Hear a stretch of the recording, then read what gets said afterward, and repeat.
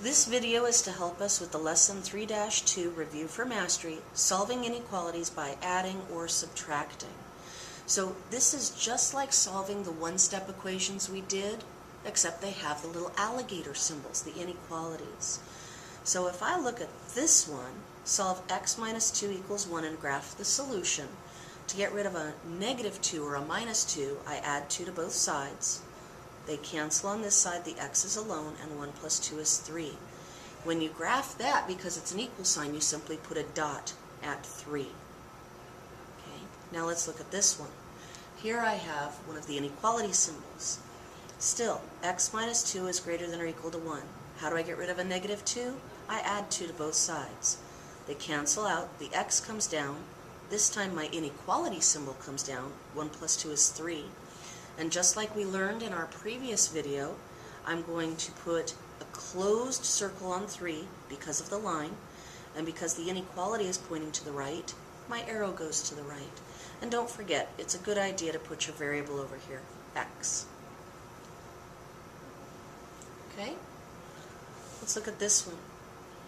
Negative 4 equals a minus 3. Well, how do we get rid of a minus 3? We need to add 3 to both sides. They cancel on this side. Negative 4 plus 3 is negative 1. Bring down the equals and a. So down here at 1, I just put a dot. I should include the a here to show that that's what variable I'm graphing. And I'm finished. When it's equals, all you get is the dot.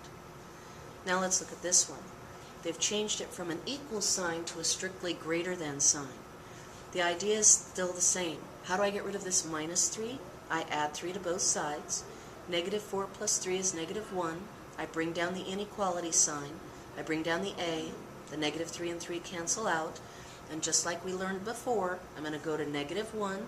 This time I use an open circle because it's strictly greater than. And we want to write this. Do you remember how I said that the rule only works when the variable's on the left? Do you see how they reverse the entire statement? Now the a is here. When I reverse it, I have to reverse the inequality symbol, negative 1, and now it shows me that the arrow should go to the left, and again, here's my letter A. So let's look at this one. How do I get rid of a minus 4? I'm going to plus 4. So I get that B is less than 7. I'm going to come down to my number line and put a 7. This symbol says we should have what kind of a circle? That's right, an open circle. And because my B is on the left, the inequality tells me my arrow should point to the left, and I should put the letter B here on the right-hand side of my number line. And I'm done. Let's look at number 2.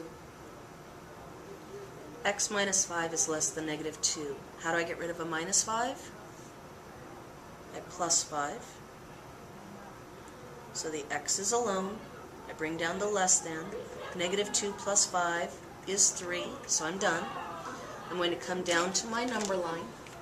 I'm going to put the number 3. What kind of circle should I use? Open. My x is on the left, so my inequality tells me that my arrow should point to the left. And over here on the right-hand side, I put my variable of x. And I'm done.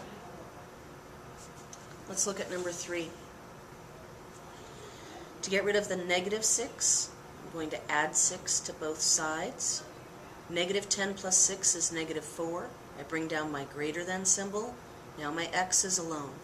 But remember, we learned that it's easier to graph this when I reverse this entire statement. So I want the x to be on the left. I need to reverse my inequality symbol because I reversed the statement. And now I put the negative 4. So now I know down here I want negative 4 on my number line. This is an open circle, and because the x is on the left, the inequality is telling me I should go to the left. And I should put an x on the right-hand side of my number line. I'm done with number 3. Let's look at number 4. How do I get rid of a minus 3? I'm going to add 3 to both sides. So 4 is less than or equal to f, but again, this is going to be easier to graph if my f is on the left-hand side. There's my f. I need to reverse my inequality symbol. Here's the 4. I'm going to come down here, put a 4. This inequality symbol says I should fill in my circle. And now, because this variable is on the left, the inequality tells me my arrow should go to the right, and I'm going to put the letter F on the right-hand side of my number line.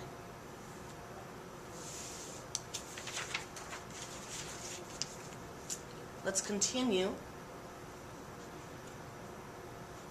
some subtraction. It's the same idea. Let's just look at these examples over here. To get rid of a plus 3, you minus 3. X is less than 4. Open circle pointing to the left. Here, how do I get rid of a plus 2? I minus 2 from both sides. Negative 6 is less than or equal to h. This one gives me a solid circle with the arrow pointing to the right. Let's give these a try. Here's example 5. How do I get rid of a plus 3? I minus 3. When I do that, the c is alone. These cancel out. It's less than or equal to negative 2 minus 3 is negative 5. I'm going to come down to my number line and put a negative 5. What kind of circle should I have? I should have filled in. Because the variable's on the left, the inequality is telling me to point my arrow to the left, and I put a C on the right-hand side of my number line. Let's look at number 6. How do I get rid of a positive 4? I subtract 4. Those cancel out. My x is alone. Bring down the less than. 6 minus 4 is 2. Come down to my number line. Put a 2. This inequality is an open circle. Because the variable's on the left, I can use the inequality to see that my arrow should go to the left. And over here on the right-hand side, I put the letter X. And I'm done. Let's look at example 7. How do I get rid of a plus 7? I minus 7 from both sides. When I do that, 4 minus 7 is negative 3. I bring down the less than symbol and the W. But remember, it's going to be easier to graph this when the W is on the left, so I need to reverse this entire statement. It's going to become W is greater than, remember I'm reversing the entire statement, negative 3. So now I come down here to the number line, put a negative 3. He needs an open circle. And now because the W is on the left, the inequality tells me my arrow should go to the right. And over here on the right-hand side, I put the letter W. I'm done with number 7. Let's look at number 8. How do I get rid of a positive 5? I subtract 5 from both sides. 9 minus 5 is 4. Bring down the less than or equal to sign. Those cancel out, and I bring down the n. But again, this is going to be easier to graph when the n is on the left-hand side. Reverse the entire statement, so it becomes n is greater than or equal to 4 because I turned the entire statement around. Come down to my number line and put a 4.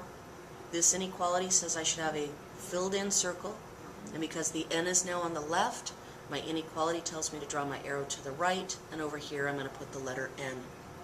And I'm done with problem 8.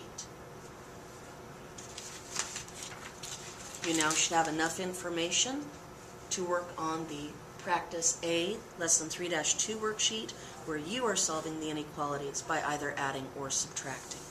There's 9 problems. Make sure you solve them and graph them.